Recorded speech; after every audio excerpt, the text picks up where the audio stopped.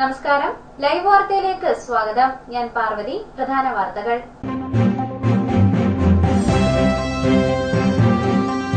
പത്തനാപുരം താലൂക്ക് തല റിപ്പബ്ലിക് ദിനാഘോഷ സ്വാഗത സംഘ രൂപീകരണ യോഗം വീണ്ടും ബഹളത്തിൽ കലാശിച്ചു. താലൂക്ക് രൂപീകരണത്തിന്റെ പേരിൽ പിരിച്ച തുകയുടെ കണക്ക് കാണിക്കണമെന്ന് വിവിധ കക്ഷി നേതാക്കൾ ആവശ്യപ്പെട്ടതോടെ യോഗം എങ്ങുമെത്താതെ പിരിഞ്ഞു. ഡിവൈഎഫ്ഐ പ്രവർത്തകർ പത്തനാപുരം തഹസിൽദാരെ തടഞ്ഞുവച്ചു.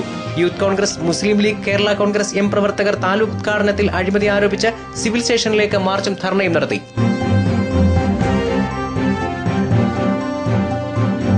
മന്ത്രി പി കെ ജയലക്ഷ്മി പ്രഖ്യാപിച്ച ചിതറയിലെ ആദിവാസി കോളനി വികസനം പട്ടികവർഗ വകുപ്പിന്റെ സാങ്കേതിക ന്യായങ്ങളിൽ തട്ടിത്തകരുന്നു. റോഡ് വികസനത്തിന് ഊരുകൂട്ടങ്ങളും പഞ്ചായത്തും തീരുമാനമെടുത്തെങ്കിലും വകുപ്പ് തടഞ്ഞു. മന്ത്രി പ്രഖ്യാപിച്ചത് 1 കോടി രൂപ. പത്തനാപുരം താലൂക്ക് തല റിപ്പബ്ലിക് ദിനാഘോഷ സ്വാഗത സംഘ രൂപീകരണ യോഗം വീണ്ടും ബഹളത്തിൽ കലാശിച്ചു. താലൂക്ക് രൂപീകരണത്തിന്റെ പേരിൽ പിരിച്ച തുകയുടെ കണക്ക് കാണിക്കണമെന്ന് വിവിധ കക്ഷി നേതാക്കൾ ആവശ്യപ്പെട്ടതോടെയാണ് യോഗം എങ്ങുമെത്താതെ പിരിഞ്ഞത്.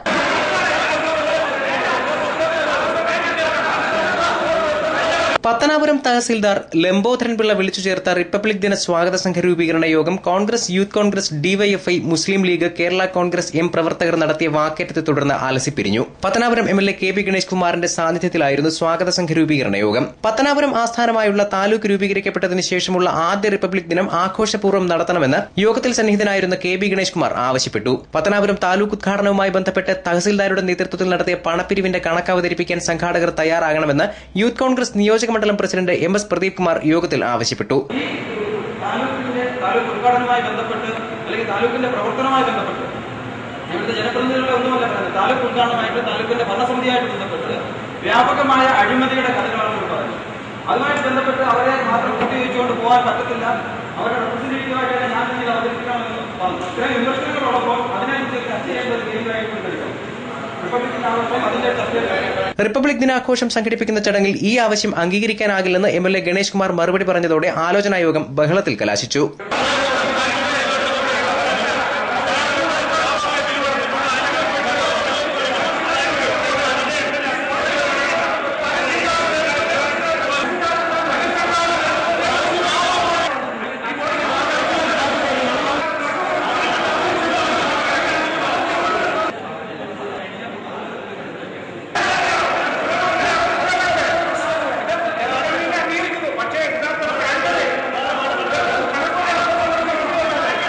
ഡിവൈഎഫ്ഐ ജില്ലാ president S Sajeesh, Rejimon, A B Ansar, Nelson Varghese എന്നിവരുടെ നേതൃത്വത്തിൽ ഡിവൈഎഫ്ഐ പ്രവർത്തകരും കോൺഗ്രസ് മണ്ഡലം പ്രസിഡന്റ് ജയൽ നസീറിന്റെയും ഡിസിസി അംഗം പള്ളിത്തോപ്പിൽ ഷിബുവിന്റെയും നേതൃത്വത്തിൽ കോൺഗ്രസ്, യൂത്ത് കോൺഗ്രസ് പ്രവർത്തകരും അനസ് പള്ളിമുക്ക്, സെയ്ദലി, അൻസാരി എന്നിവരുടെ നേതൃത്വത്തിൽ മുസ്ലിം ലീഗ് പ്രവർത്തകരും പ്രതിഷേധമുയർത്തി. KLDC ചെയർമാൻ ബെന്നി കക്കാടിന്റെ സാന്നിധ്യത്തിൽ കേരള കോൺഗ്രസ് എം പ്രവർത്തകരും പ്രതിഷേധത്തിൽ പങ്കാളികളായി. തഹസിൽദാർ ലംബോധരൻ പിള്ളയെ ഡിവൈഎഫ്ഐ പ്രവർത്തകർ തടഞ്ഞുവച്ചു.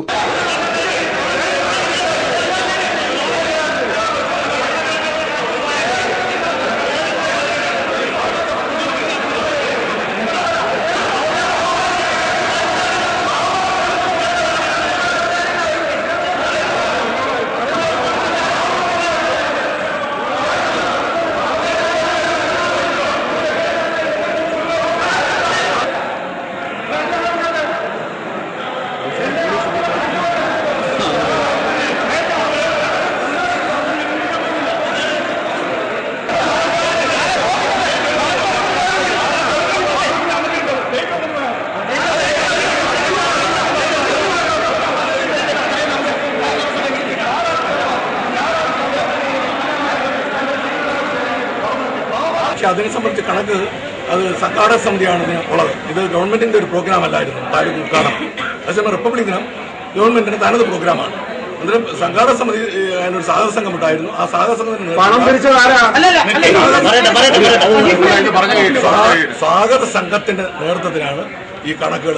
നമ്മുടെ തഹസിൽദാരുടെ കണക്കുകൾ തഹസിൽദാരുടെ തന്നെ 1 ലക്ഷം രൂപ അധികം ചെലവായിരുന്നു. അത് യഥാർത്ഥത്തിൽ ഇനി സാഗത സംഘമാണ് ഇത് കണക്കുകൾ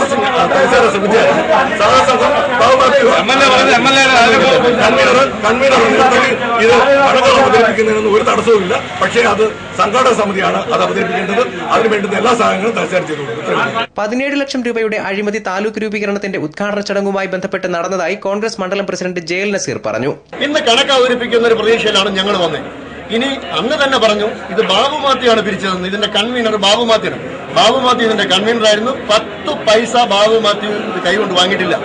പിന്നെ ഇതിന്റെ പേരിൽ ഞങ്ങൾ ഇപ്പോഴും പറയുന്നു 17 ലക്ഷം, ഓരോ ലക്ഷം രൂപയായി 17 ലക്ഷം രൂപ വാങ്ങിച്ച തെളിവ് ഞങ്ങൾ കൊടുക്കാൻ തയ്യാറാണ്. പിന്നെ ആരാണ് ഇത് പിരിച്ചതെന്ന് ഞങ്ങൾക്കറിയാം. UDF ചെയർമാൻ ബാബു മാത്യു ആണ് കണക്ക് അവതരിപ്പിക്കേണ്ടതെന്ന ഗണേഷ് കുമാറിന്റെ മറുപടി തൃപ്തികരമല്ലെന്ന് DYFI ജില്ലാ പ്രസിഡന്റ് എസ് സജീഷ് പറഞ്ഞു. താലൂക്ക് രൂപീകരണവുമായി ബന്ധപ്പെട്ടുകൊണ്ട് ലക്ഷക്കണക്കിന് രൂപ പിരിച്ചതിന്റെ കണക്ക്, വരവ് ചെലവ് കണക്ക് ഇവിടെ വെക്കാമെന്ന് തഹസീൽദാർ ഉറപ്പ് നൽകിയതാണ്. പക്ഷേ ലക്ഷക്കണക്കിന് രൂപ പിരിച്ചിട്ടും ആ രൂപീകരണ യോഗത്തിൽ ചെലവാക്കിയ നാളിതുവരെയുള്ള കണക്ക് വെക്കുന്നതിന് വേണ്ടി പത്തനാപുരം തഹസീൽദാർ തയ്യാറാകാത്ത അവസ്ഥയാണ്. പത്തനാപുരം തഹസീൽദാർ അഴിമതിക്കാരനാണെന്ന് DCC അംഗം പള്ളിത്തോപ്പിൽ ഷിബു ആരോപിച്ചു. അഴിമതി നടന്നത് തഹസീൽദാരാണ്. നേരിട്ട് എല്ലായിടത്തുനിന്നും പൈസ പിടിച്ച് കളക്ട് ചെയ്ത് പൈസ മേടിച്ചതും അതിന്റെ ചെലവാക്കിയ ഫണ്ട് ചെലവാക്കിയതും എല്ലാം തഹസീൽദാരാണ്. ഈ തഹസീൽദാർ തന്നെയാണ് ഇതിന്റെ അഴിമതി കാണിച്ചത്. അതിന് യാതൊരു തർക്കവുമില്ല. അതിന് വ്യക്തമായ കണക്ക് അവതരിപ്പിക്കാതെ തഹസീൽദാരെ ഞങ്ങൾ താലൂക്ക് ഓഫീസിലേക്ക് മാർച്ച് ഉൾപ്പെടെയുള്ള കോൺഗ്രസ് പാർട്ടിയുടെ ഭാഗത്ത് ഉണ്ടാകുന്ന യാതൊരു തർക്കവുമില്ല. വിവിധ നേതാക്കൾ വിഷയത്തിൽ പ്രതികരിച്ചു. ഇതിനു മുമ്പേ നിരവധി തവണ നമ്മൾ ഈ കണക്ക് താലൂക്ക് രൂപീകരണവുമായി ബന്ധപ്പെട്ട് കണക്ക് അവതരിപ്പിക്കണമെന്ന് പറഞ്ഞതാണ്. അപ്പോൾ അവസാനമായി പറഞ്ഞത് ഈ രൂപീകരണ യോഗത്തിൽ വെച്ചിട്ട് കണക്ക് അവതരിപ്പിക്കാമെന്ന്. പക്ഷെ കണക്ക് അവതരിപ്പിച്ചില്ല. കണക്ക് അവതരിപ്പിക്കണമെന്ന ആവശ്യം മാത്രമാണ് ഞങ്ങൾ ഉയർത്തിയത്. യൂത്ത് കോൺഗ്രസ് നേതാക്കളായ ഫറൂഖ് മുഹമ്മദ്, റജീബ് നുസായി എന്നിവർ പ്രതിഷേധത്തിന് നേതൃത്വം നൽകി. ബ്ലോക്ക് പഞ്ചായത്ത് പ്രസിഡന്റ് ആശാ ശശിധരൻ, ഗ്രാമപഞ്ചായത്ത് പ്രസിഡന്റ് ഫാത്തിമ ഖാൻ, ജില്ലാ പഞ്ചായത്ത് അംഗം ലതാ സി നായർ, പിറവന്തൂർ ഗ്രാമപഞ്ചായത്ത് പ്രസിഡന്റ് കെ ജോസ്, പട്ടാഴി വടക്കേക്കര ഗ്രാമപഞ്ചായത്ത് president N Sudhakaran, DCC general secretary CR Najeeb, AR Basheer, M Abdul Rahman, UDF convener K Anil എന്നിവർ ആലോചനാ യോഗത്തിൽ സന്നിഹിതരായിരുന്നു. യൂത്ത് കോൺഗ്രസ്, മുസ്ലിം ലീഗ്, കേരള കോൺഗ്രസ് എം പ്രവർത്തകർ താലൂക്ക് ഉദ്ഘാടനത്തിൽ അഴിമതി ആരോപിച്ച് സിവിൽ സ്റ്റേഷനിലേക്ക് മാർച്ചും ധർണയും നടത്തി.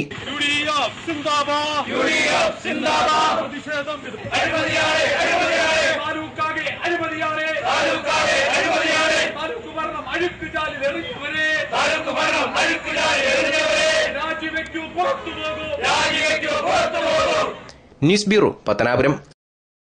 മന്ത്രി PK ജയലക്ഷ്മി പ്രഖ്യാപിച്ച ചിതറയിലെ ആദിവാസി കോളനി വികസനം പട്ടികവർഗ വകുപ്പിന്റെ സാങ്കേതിക നയങ്ങളിൽ തട്ടിത്തകരുന്നു.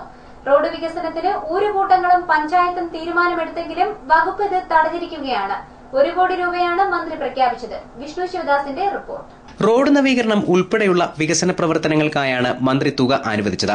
തുടർന്ന് പഞ്ചായത്ത് അധികൃതർ ഉദ്യോഗസ്ഥരുമായി സ്ഥലം സന്ദർശിച്ച് എസ്റ്റിമേറ്റ് തയ്യാറാക്കിയിരുന്നു. എന്നാൽ വനത്തിനുള്ളിലൂടെ റോഡ് നിർമ്മിക്കാൻ അനുവദിക്കില്ലെന്നാണ് പട്ടികവർഗ വകുപ്പിന്റെ നിലപാട്.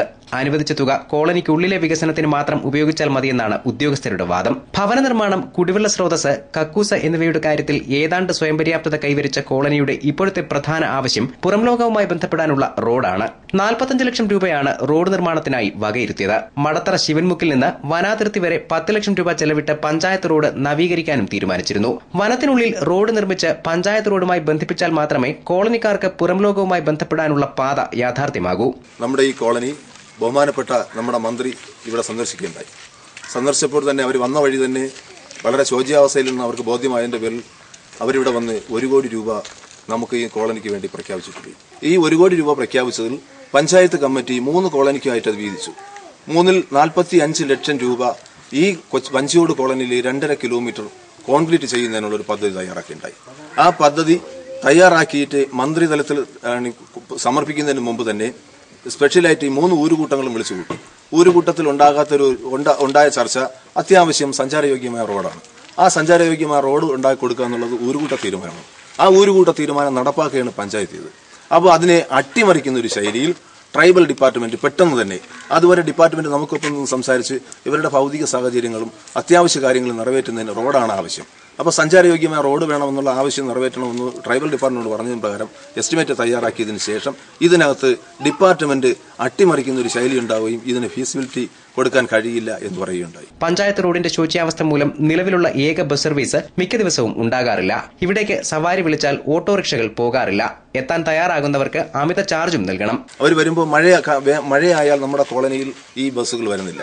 വരാത്ത കാരണം ഇവിടുത്തെ റോഡിന്റെ ശോച്യാവസ്ഥയാണ്. നമ്മള് വെളിയിലായി പോയാൽ നമുക്ക് ഇങ്ങോട്ട് വരാം. നമ്മള് വഞ്ചിയോട്ട് നേരെ അരിപ്പ കോളനിയിലോട്ട് പോയി അവിടെ പുരോഗമനമില്ല, ഒരു കോളേജില്ല, ഒരു സ്കൂളില്ല, ഒരു കടയില്ല, ഒരു ആശുപത്രി ഇല്ല. നമ്മൾ ഈ കോളനിയിൽ നിന്ന് അരിപ്പ കോളനിയിൽ പോയിട്ട് ഒരു ഉപയോഗവും ഇല്ല.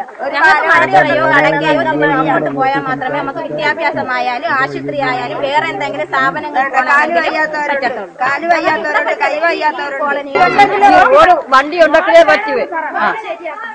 റോഡ് ശരിയാക്കി തന്നെ കൊടുക്കും. അതുകൊണ്ട് പിന്നെ പോകാൻ എന്നെ കൊണ്ട് ഒക്കെ വീണ്ടും പോകും. ഞാൻ അതുവരെ വന്ന കമ്പിലറ ഞാൻ വന്നത്. അല്ലെങ്കിൽ മന്ത്രിതലത്തില് ഇനി ഒരു ചർച്ച വരപ്പോ ഞങ്ങൾ ആദിവാസികളാണെന്ന് തെളിയിക്കാനുള്ള ഒരു രേഖയെങ്കിലും ഇവിടെ ഉള്ളവര് കാണിച്ചിരിക്കും. മന്ത്രി വന്ന് കണ്ട സ്ഥലമാണ്.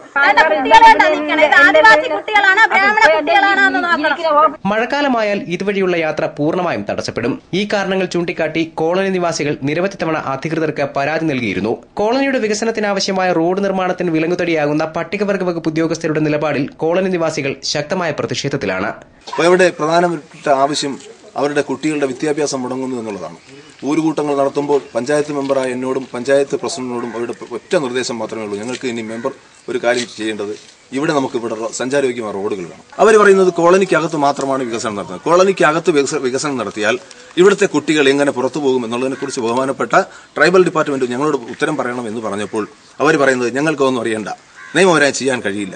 മാവോയിസ്റ്റുകൾ ഈ കോളനികൾ കടന്നുകൂടിയത് അവർക്ക് സഞ്ചാരയോഗ്യമായ റോഡില്ല, അവർക്ക് കുടിവെള്ളമില്ല, അവർക്ക് പാർപ്പിടമില്ല എന്നുള്ള ആവശ്യങ്ങളാണ്. ആ ആവശ്യങ്ങൾ കണ്ടുകൊണ്ടാണ് അവിടെ മാവോയിസ്റ്റിനെ പോലുള്ള തീവ്രവാദി സംഘടനകൾ കടന്നുകൂടിയത്. പക്ഷേ അവിടെ അവർക്ക് നിറവേറ്റാൻ അവർക്കാണെങ്കിൽ അവരിടും പറയുന്ന അവർ പ്രധാനപ്പെട്ട ആവശ്യം പറഞ്ഞിരിക്കുന്നതും അവർ റോഡിന്റെ ആവശ്യമാണ് പറഞ്ഞിരിക്കുന്നത്. ഇവിടും പറയുന്നത് റോഡിന്റെ ആവശ്യമാണ്. ഇവിടെ മന്ത്രി 1 കോടി രൂപ തന്നുവെങ്കിൽ അവരുടെ റോഡിന്റെ ആവശ്യം നിറവേറ്റുകയാണെങ്കിൽ ഇത്തരം തീവ്രവാദി സംഘങ്ങൾ ഇത്തരം കോളനികൾ കടന്നുകൂടില്ല എന്ന് പൂർണ്ണമായി ജനപ്രതിനിധികൾക്ക് നമുക്ക് ഉറപ്പ് ചെയ്യാൻ കഴിയും. ന്യൂസ് ബ്യൂറോ, കടക്കൽ. കോടതി ഉത്തരവ് മറികടന്ന് വൃദ്ധദമ്പതികളെ കുടിയൊഴിപ്പിക്കാൻ കൊള്ളപ്പലിശക്കാരൻ ശ്രമിക്കുന്നതായി പരാതി. കുളത്തൂപ്പുഴ ചോഴിയക്കോട് സ്വദേശി തുളസീധരനാണ് പരാതിക്കാരൻ. കുളത്തൂപ്പുഴ പോലീസും പ്രതിക്കൊപ്പം ചേർന്ന് ഭീഷണിപ്പെടുത്തുന്നതായി പരാതിയുണ്ട്. തുളസീധരൻ റൂറൽ എസ്പിക്ക് പരാതി നൽകി. തുളസീധരന്റെ ഉടമസ്ഥതയിലുള്ള 10 സെന്റ് വസ്തുവും വീടും പ്രദേശവാസിയായ ഷംസുദ്ദീൻ വ്യാജ പ്രമാണം ചമച്ച് തട്ടിയെടുക്കുകയും വൃദ്ധയായ ഭാര്യമാത ഉൾപ്പെടെയുള്ള 4 കുടുംബത്തെ ബലം പ്രയോഗിച്ച് കുടിയിറക്കാൻ ശ്രമിക്കുകയും ചെയ്തുവെന്നാണ് ഇദ്ദേഹത്തിന്റെ പരാതി. വസ്തുവിന്റെ പ്രമാണത്തിന്റെ പകർപ്പുകൾ നൽകി തുളസീധരൻ ഷംസുദ്ദീന്റെ പക്കൽ നിന്ന് 10 ലക്ഷം രൂപ വായ്പ വാങ്ങിയിരുന്നു. പണം തിരികെ നൽകിയെങ്കിലും വ്യാജ പ്രമാണം ചമച്ച് വസ്തുവും വീടും ഇയാൾ കൈവശപ്പെടുത്തുകയായിരുന്നു അത്രേ. ഇത് സംബന്ധിച്ച് ഓപ്പറേഷൻ കുബേരയിൽ ഉൾപ്പെടെ തുളസീധരൻ പരാതി നൽകിയിരുന്നു. വിഷയം ചൂണ്ടിക്കാട്ടി മുൻസിഫ് കോടതിയെയും സമീപിച്ചു. പ്രമാണം അസ്ഥിരപ്പെടുത്തി ഉത്തരവ് നൽകിയ കോടതി ഈ വീട്ടിൽ തന്നെ തുടർന്ന് താമസിക്കാൻ തുളസീധരന് അനുമതി നൽകി. പുള്ളിക്ക് പൈസയും മുതലുമായിട്ട് പലതവണയായിട്ട് അടച്ചു തീർത്തു. എന്നിട്ടും പ്രമാണം റെക്കോർഡൊന്നും തിരിച്ചു തരുന്നില്ല. ഞങ്ങളങ്ങനെ കേസ് സിവിൽ കോടതിയിലാക്കി. സിവിൽ കോടതി ഞങ്ങൾക്ക് 22/9 ഞങ്ങൾക്ക് വിധി പ്രഖ്യാപിച്ചു. കോടതി വിധി തന്ന് പുള്ളി ഇറങ്ങിപ്പോകണമെന്നായിരുന്നു. പുള്ളി അപ്പോഴും ഞങ്ങൾ അവിടെ താമസിച്ചേരി പോലീസിനെയും കൊണ്ടുവന്ന് ഞങ്ങളവിടെ നിരന്തരം ശല്യപ്പെടുത്തി ഇറക്കി. വീണ്ടും ഞങ്ങൾ കയറി. അതേസമയം കോടതി വിധി ലംഘിച്ച് ഷംസുദ്ദീന്റെ സഹോദരൻ ഗുണ്ടകളുമായി എത്തി ഇവരെ കുടിയൊഴിപ്പിക്കാൻ ശ്രമിച്ചു അത്രേ. തുളസീധരന്റെ എതിർപ്പ് വകവയ്ക്കാതെ 4 പേരെ കൂടി ഇയാൾ ഈ വീട്ടിൽ താമസിപ്പിച്ചിരിക്കുകയാണ്. ഇക്കാര്യം ചൂണ്ടിക്കാട്ടി കുളത്തൂപ്പുഴ പോലീസിൽ പരാതി നൽകിയെങ്കിലും പോലീസ് ഉദ്യോഗസ്ഥരും വീട് വിട്ടിറങ്ങണമെന്ന് ഭീഷണിപ്പെടുത്തിയതായി തുളസീധരൻ പറയുന്നു. പോലീസുകാർ വന്ന് ഞങ്ങൾ നിർബന്ധമായി ഇറങ്ങണമെന്ന് പറഞ്ഞു. ഞങ്ങളുടെ വക്കീൽ വിളിച്ചു പറഞ്ഞു എന്ത് പ്രശ്നം വന്നാലും അവിടെ നിന്ന് ഇറങ്ങരുത്. പോലീസും സംശയന്റെ ഗുണ്ടകളും ആൾക്കാരും ഭയങ്കര ശല്യം ചെയ്തുകൊണ്ടിരിക്കുന്നത്. അതൊന്ന് മാറിക്കിട്ടണമെന്നാണ് ഞങ്ങൾ ആഗ്രഹം. ഈ റിസ്റ്റിൽ നിന്ന് ഞങ്ങൾ ഇറങ്ങി ഞങ്ങൾക്ക് എങ്ങോട്ടും ഒരു അഭയം തേടാൻ സ്ഥലമില്ല. വൃദ്ധരും രോഗികളുമായ തുളസീധരനും ഭാര്യ തങ്കമണിയും ഭാര്യമാതാവും കിടപ്പാടം നഷ്ടപ്പെടുമെന്ന ഭീതിയിൽ പുറത്തിറങ്ങാൻ കൂടി കഴിയാത്ത അവസ്ഥയിലാണിപ്പോൾ. എന്റെ ഭാര്യയ്ക്കാണെങ്കിൽ 52 വയസ്സ്. അവര് മെഡിക്കൽ കോളേജിൽ 7 വർഷം കൊണ്ട് ചികിത്സയിലും. ഭാര്യയുടെ അമ്മയുണ്ട്, അവർക്ക് 86 വയസ്സുണ്ട്. ഒരാളുടെ ആശ്രയം ഇല്ലാതെ ഇറങ്ങാൻ ഒക്കത്തില്ല. ഒരു സൗകര്യം നമുക്കില്ല. നമുക്ക് മറ്റു വീടും ആശ്രയങ്ങളൊന്നുമില്ല. ഇതേ ഉള്ളൂ. ലൈവ് വാർത്ത, പുനലൂർ. കുളത്തൂപ്പുഴ മിൽപ്പാലം പുരാവസ്തു വകുപ്പ് ഏറ്റെടുക്കണമെന്ന ആവശ്യം ശക്തമാകുന്നു. തകർച്ചയിലായ പാലത്തിന്റെ പഴമ നിലനിർത്തി തന്നെ മിൽപ്പാലം നവീകരിക്കണമെന്നാണ് ആവശ്യം. കുളത്തൂപ്പുഴ വനമേഖലയിൽ മൈലമൂട് സെക്ഷനിൽ കുളത്തൂപ്പുഴയാറിന് കുറുകെയാണ് മിൽപ്പാലം സ്ഥിതി ചെയ്യുന്നത്. ബിൽഹട്ട് സാഹിബ് നിർമ്മിച്ച പാലം ബിൽപ്പാലം എന്നാണ് ആദ്യകാലത്ത് അറിയപ്പെട്ടിരുന്നത്. പിന്നീട് മിൽപ്പാലം എന്നായി മാറുകയായിരുന്നു. വനവിഭവങ്ങൾ ശേഖരിക്കുന്നതിനായി നിർമ്മിച്ച പാലം പിന്നീട് മാത്രകരിക്കം, ഡാലികരിക്കം, വട്ടക്കരിക്കം നിവാസികളുടെ ഏക യാത്രാമാർഗമായി. 1992 മലവെള്ളപ്പാച്ചിലാണ് പാലം പൂർണ്ണമായും തകർന്നത്. 92 വമ്പിച്ച വെള്ളപ്പൊക്കത്തിലും അതുപോലെ തന്നെ ആ വെള്ളപ്പൊക്കത്തെ തുടർന്നുണ്ടായ തടിയുടെ ശക്തമായ ഊക്കിലും പെട്ട് പാലത്തിന്റെ പല ഭാഗങ്ങളും തകർന്നു വീണ് അത് ഇപ്പോൾ ഗതാഗത യോഗ്യമല്ലാത്ത അവസ്ഥയിലാണ്. ഇതിനു മുമ്പ് ഈ പാലത്തിന്റെ മുകളിൽ തടി പാകി, വലിയ കമ്പക തടികൾ പാകി അതിന്റെ മുകളിലൂടെയായിരുന്നു വാഹനങ്ങൾ അക്കരെ ഇക്കരെ കടന്നിരുന്നത്. പക്ഷേ ഈ 92 ശേഷം ആ പാലമെല്ലാം നഷ്ടപ്പെട്ടു പോയി. ആ തടിയെല്ലാം ഒഴുകി മറുകരയിലേക്ക് പോയി. അതിനെ തുടർന്ന് പാലം ഇപ്പോൾ ഉപയോഗയോഗ്യമല്ലാതിരിക്കും. ചോഴിയക്കോട് മിൽപ്പാലം കടവുകളിൽ നിന്നും കുളത്തൂപ്പുഴയിലെ മണൽ കലവറയിലേക്ക് മണലെത്തിക്കാൻ വനം വകുപ്പ് പാലത്തിൽ അറ്റകുറ്റപ്പണി നടത്തിയെങ്കിലും കാലക്രമേണ വീണ്ടും തകർച്ചയിലായി. ഇപ്പോൾ അധികൃതരെല്ലാം പാലം പൂർണ്ണമായും അവഗണിച്ച മട്ടാണ്. ഈ സാഹചര്യത്തിൽ പുരാവസ്തു വകുപ്പ് ഏറ്റെടുത്ത് പാലത്തിന്റെ തനിമ നിലനിർത്തി തന്നെ പുനർനിർമ്മിക്കണമെന്ന് വാർഡ് മെമ്പർ KJ അലോഷ്യസ് ആവശ്യപ്പെട്ടു. ആ പാലം ഗതാഗത യോഗ്യമാക്കുന്നതിന് വേണ്ടി പാലം കോൺക്രീറ്റ് ചെയ്ത് തടികൾ ഇട്ട് കഴിഞ്ഞാൽ കൂടെ ഇത്തരത്തിൽ പോകുന്ന ഒരു പതിവുള്ളതുകൊണ്ട് പാലം കോൺക്രീറ്റ് ചെയ്ത് ആ പാലത്തിൽ കൂടി ഗതാഗത യോഗ്യമായ സംവിധാനം ഒരുക്കണം എന്നാവശ്യപ്പെട്ടുകൊണ്ട് ഞാനത് ബന്ധപ്പെട്ട വകുപ്പ് മന്ത്രിക്ക് പുരാവസ്തു ഏറ്റെടുക്കണമെന്ന് പറഞ്ഞുകൊണ്ട് പുരാവസ്തു ഗവേഷണ വകുപ്പ് മന്ത്രിക്കും PWD മന്ത്രിക്കുമൊക്കെ അതുമായി ബന്ധപ്പെട്ട് പരാതി നൽകിയിരിക്കുകയാണ്. ലൈവ് വാർത്ത കുളത്തൂപ്പുഴ. 7 മാസമായി അടച്ചിട്ടിരുന്ന പുനലൂരിലെ ത്രിവേണി സ്റ്റോറിന് ശാപമോക്ഷം. കൺസ്യൂമർ ഫെഡിന്റെ പ്രവർത്തനം വിവിധ കാരണങ്ങളാൽ താളം തെറ്റിയതോടെയാണ് സ്ഥാപനം അടച്ചിട്ടിരുന്നത്. കൺസ്യൂമർ ഫെഡിന്റെ പ്രവർത്തനം അവതാളത്തിലാവുകയും കടുത്ത സാമ്പത്തിക ബാധ്യത നേരിടുകയും ചെയ്ത സാഹചര്യത്തിൽ 7 മാസമായി സ്ഥാപനം അടച്ചുപൂട്ടിയിട്ടിരിക്കുകയായിരുന്നു. ഇത് സാധാരണ ജനങ്ങളെ ഏറെ വലയ്ക്കുകയും ചെയ്തു. ഗുണനിലവാരമുള്ള ഭക്ഷ്യവസ്തുക്കൾ കുറഞ്ഞ വിലയിൽ ലഭിച്ചിരുന്ന ത്രിവേണി സ്റ്റോറുകൾ പുനരാരംഭിക്കണമെന്ന് ശക്തമായ ആവശ്യം ഉയർന്ന സാഹചര്യത്തിൽ സ്ഥാപനം തുറക്കുന്നതിനായി മാനേജ്മെന്റ് ശക്തമായ നിലപാട് സ്വീകരിക്കുകയായിരുന്നു. നിത്യോപയോഗ സാധനങ്ങൾ സംഭരിച്ചു വരികയാണെന്ന് ജീവനക്കാർ പറഞ്ഞു. എല്ലാ സാധനങ്ങളും എത്തിക്കൊണ്ടിരിക്കുന്നു. മാനേജ്മെന്റിന്റെ കർശനമായ നടപടികൾ മൂലമാണ് ഈ ഇത്രയും വലിയ സാമ്പത്തിക പ്രതിസന്ധിയിലും ഇതിനെ രക്ഷിക്കാൻ വേണ്ടിയുള്ള സാധനങ്ങൾ ഇവിടെ എത്തിക്കാൻ കഴിഞ്ഞത്. ഇതിൽ തുടർച്ചയായി ത്രിവേണികളിൽ എല്ലാ സാധനങ്ങളും നല്ല രീതിയിൽ എത്തുകയും സേവനം വന്നിരിക്കുകയും ചെയ്യും. News bureau, Punalur. പുനലൂരിലെ കോടതി സമുച്ചയ നിർമ്മാണം ഇഴഞ്ഞു നീങ്ങുന്നു. 2ാം ഘട്ട നിർമ്മാണത്തിന് ഫണ്ട് അനുവദിച്ചിട്ടില്ല. തുക അനുവദിപ്പിക്കുന്നതിൽ ജനപ്രതിനിധികൾ പരാജയമെന്ന് ആക്ഷേപമുണ്ട്. പുനലൂരിൽ വിവിധ കെട്ടിടങ്ങളിലായി പ്രവർത്തിക്കുന്ന കോടതികൾ ഒരു കുടക്കീഴിൽ കൊണ്ടുവരിക എന്ന ലക്ഷ്യത്തോടെ ആരംഭിച്ച കോടതി സമുച്ചയ നിർമ്മാണം ഇഴഞ്ഞു നീങ്ങുന്നു. 8 കോടി രൂപ ചെലവിൽ 5 നിലകളിലാണ് മന്ദിരം പണിയാൻ രൂപരേഖ തയ്യാറാക്കിയത്. ഇതിനായി മാന്ദ്യവിരുദ്ധ പാക്കേജിൽ ആദ്യഘട്ടത്തിൽ 3 കോടി രൂപ അനുവദിച്ചു. 1.5 വർഷം മുമ്പാണ് നിർമ്മാണം ആരംഭിച്ചത്. 2 വർഷം കൊണ്ട് 2 നിലകളുടെ നിർമ്മാണം പൂർത്തിയാക്കണം എന്നായിരുന്നു നിർദ്ദേശം. ഹൈക്കോടതിയിൽ നിന്നും ജില്ലാ കോടതിയിൽ നിന്നുമുള്ള ജഡ്ജിമാർ ഓരോ ഘട്ടത്തിലെയും നിർമ്മാണം വിലയിരുത്തി. 2 നിലകളുടെ നിർമ്മാണം ഭാഗികമായി പൂർത്തിയായി കഴിഞ്ഞു. ബാക്കി നിർമ്മാണം പൂർത്തിയാകണമെങ്കിൽ ഇനിയും തുക അനുവദിക്കണം. തുക ലഭ്യമാക്കണം എന്നാവശ്യപ്പെട്ട ജനപ്രതിനിധികളും ബാർ അസോസിയേഷനും വകുപ്പ് മന്ത്രിക്കും ഹൈക്കോടതി രജിസ്ട്രാർ ജനറലിനും നിവേദനം നൽകിയെങ്കിലും ഫലമുണ്ടായിട്ടില്ല. സാമ്പത്തിക മാന്ദ്യമാണ് പണം അനുവദിക്കാൻ കാലതാമസത്തിന് കാരണമെന്ന് പറയപ്പെടുന്നു. പുനലൂർ MACT കോടതി, മുനിസിഫ് കോടതി, 2 1ാം ക്ലാസ് ജുഡീഷ്യൽ മജിസ്ട്രേറ്റ് കോടതികൾ, വനം കോടതി, clerk association hall, bar association hall എന്നിവയും അനുബന്ധ സൌകര്യങ്ങളുമാണ് കോടതി സമുച്ചയത്തിൽ പ്രവർത്തിക്കേണ്ടത്. വർഷങ്ങൾ നീണ്ട പരിശ്രമത്തിനൊടുവിലാണ് ചെമ്മന്തൂരിലെ KIP വക സ്ഥലം റവന്യൂ വകുപ്പ് ഏറ്റെടുത്ത് നീതിന്യായ വകുപ്പിന് കൈമാറിയത്. പുതിയ കോടതി സമുച്ചയം യാഥാർത്ഥ്യമാകുന്നതോടെ വിവിധ കോടതികൾ ഒരേ മന്ദിരത്തിന് കീഴിലാകും. താലൂക്ക് ആശുപത്രി റോഡിലെ ഗതാഗത കുരുക്കിനും ഇത് പരിഹാരമുണ്ടാക്കുമെന്നാണ് പ്രതീക്ഷ.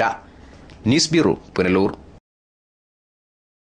കൊല്ലം ജില്ലയിൽ KLDC കോടികളുടെ വികസനം നടത്തിയെന്ന് ചെയർമാൻ ബെന്നി കക്കാട്. പ്രഥമ പരിഗണന പുനലൂരിന് നൽകിയതായും ബെന്നി കക്കാട് പറഞ്ഞു. പുനലൂരിൽ മാത്രം 3 കോടിയുടെ വികസനം നടത്തിയിട്ടുണ്ടെന്ന് അദ്ദേഹം ചൂണ്ടിക്കാട്ടി. അനേക കോടികളുടെ വികസനമാണ് നടത്തിയിട്ടുള്ളത്. ഏകദേശം നമ്മൾ 25-30 വർക്കോളം നമ്മൾ ഈ കഴിഞ്ഞ 2 വർഷക്കാലമായിട്ട് ഇവിടെ നടത്തി. പ്രധാനമായി എടുത്തു പറയേണ്ടത് കൊല്ലൂരിൽ ഈ അണ്ടൂർപ്പച്ച, തെന്മല പഞ്ചായത്തിലെ അണ്ടൂർപ്പച്ച 1 കോടിയോളം രൂപയുടെ പണി നടന്നുകൊണ്ടിരിക്കുകയാണ്. പണി പൂർത്തിയായിക്കൊണ്ടിരിക്കുന്നത് ഏരൂർ പഞ്ചായത്തിലെ തെക്കേ വയൽ ഏല. കഴിഞ്ഞ 2 വർഷം കൊണ്ട് KLDC കൊല്ലം ജില്ലയിൽ നിരവധി കോടികളുടെ വികസനമാണ് നടത്തിക്കൊണ്ടിരിക്കുന്നതെന്ന് ബെന്നി കക്കാട് പറഞ്ഞു. കക്ഷിരാഷ്ട്രീയം നോക്കാതെ പുനലൂരിന്റെ വികസനത്തിന് മുൻതൂക്കം നൽകിയിട്ടുണ്ട്. കൊല്ലം ജില്ലയിൽ 30 വർക്കുകൾ നടത്തിയതിൽ വലുതും ഭൂരിഭാഗവും പുനലൂരാണ്. അണ്ടൂർപ്പച്ച ഏലായിൽ 1 കോടി രൂപയുടെ വികസനം നടന്നുവരുന്നു. ഏരൂർ പഞ്ചായത്തിലെ തെക്കേ വയൽ ഏലായിൽ 60 ലക്ഷത്തിന്റെ പണി പൂർത്തിയായി. കേന്ദ്ര സർക്കാർ ആവിഷ്കരിച്ച സഹസ്ര സരോവർ പദ്ധതിയും പുരോഗമിക്കുകയാണ്. കുളങ്ങളും ചിറകളും ശുചീകരിക്കുന്ന പദ്ധതിയാണ് സഹസ്ര സരോവർ. അഞ്ചൽ പള്ളത്തിച്ചിറയ്ക്ക് 30 ലക്ഷം, കുളത്തൂപ്പുഴ പഞ്ചായത്തിൽ ഉഴവിത്തോട് ചിറയ്ക്ക് 20 ലക്ഷം, ഇടമുളയ്ക്കൽ പഞ്ചായത്തിൽ 15 ലക്ഷം, അങ്ങനെ നിരവധി വികസനങ്ങളാണ് നടത്തിവരുന്നത്. പുനലൂർ പ്രദേശത്ത് കുളങ്ങളുടെ നവീകരണത്തിന് മാത്രമായി 1 കോടി രൂപ മാറ്റിവെച്ചിട്ടുണ്ട്. കാർഷിക മേഖലയുടെ വികസനത്തിനായി പുനലൂരിൽ നിന്ന് നിരവധി പ്രോജക്ടുകൾ ലഭിച്ചിട്ടുണ്ടെന്നും ഇനിയും പുനലൂരിൽ അനേകം വികസന പദ്ധതികൾ നടപ്പിലാക്കുമെന്നും ബെന്നി കക്കാട് അറിയിച്ചു. ഇടമുളയ്ക്കൽ, അഞ്ചൽ, കുളത്തൂപ്പുഴ ഈ മേഖലയിൽ ഈ കുളങ്ങളുടെ നവീകരണത്തിനായി ഏകദേശം 1 കോടിയോളം രൂപ നമ്മൾ ചെലവാക്കി. പുതിയ വയലേലകളുടെ പ്രോജക്റ്റുകൾ കിട്ടിയിട്ടുണ്ട്. കാർഷിക മേഖല വികസനത്തിനായി കേരളത്തിൽ കൊണ്ടുവന്ന വികസനത്തിന്റെ ഭാഗമായി പുനലൂരും കോടിക്കണക്കിന് രൂപയുടെ വികസനം കൊണ്ടുവന്നിട്ടുണ്ട്. News bureau, Punalur. പ്രധാന വാർത്തകൾ ഒരിക്കൽ കൂടി.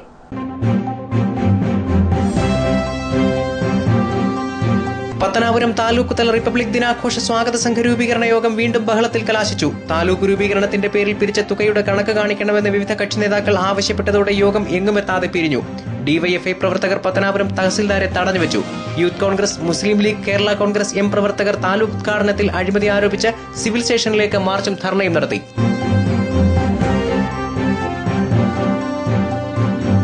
മന്ത്രി പി.കെ. ജയലക്ഷ്മി പ്രഖ്യാപിച്ച ചിതറയിലെ ആദിവാസി കോളനി വികസനം പട്ടികവർഗ വകുപ്പിന്റെ സാങ്കേതിക ന്യായങ്ങളിൽ തട്ടിത്തകരുന്നു. റോഡ് വികസനത്തിന് ഊരുകൂട്ടങ്ങളും പഞ്ചായത്തും തീരുമാനമെടുത്തെങ്കിലും വകുപ്പ് തടഞ്ഞു. മന്ത്രി പ്രഖ്യാപിച്ചത് 1 കോടി രൂപ. വാർത്തകൾ സമാപിക്കുന്നു. കൂടുതൽ വാർത്തകൾക്കും ദൃശ്യങ്ങൾക്കും www.livevarta.com സന്ദർശിക്കുക. നമസ്കാരം.